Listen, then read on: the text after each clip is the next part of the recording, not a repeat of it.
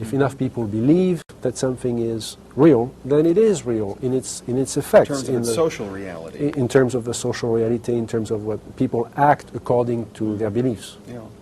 And that opens a question of, really at two levels, perhaps something that we are creating ourselves, perhaps a series of images that we are projecting. I think Carl Jung came very close to expressing that idea in one of his books.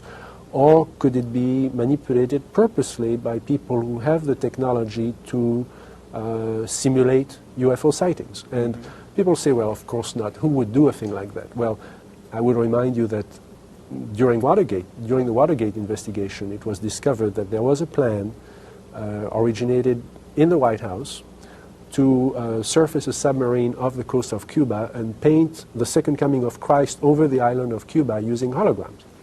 Which is well within our technology today.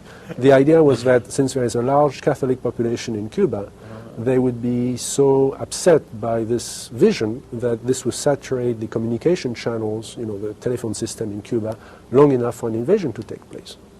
How interesting. I never heard of that. Well, I think that's a classic in psychological warfare, but that kind of manipulation is well understood, and I have personally investigated several apparently genuine UFO cases where there was in fact a manipulation. My conclusion, the conclusion of scientists working with me, was that there was in fact a manipulation taking place, and that it was not a hoax on the part of the witnesses, but a hoax on the part of somebody much better organized than...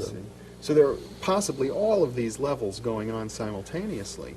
Today, with the current technology, that would be possible.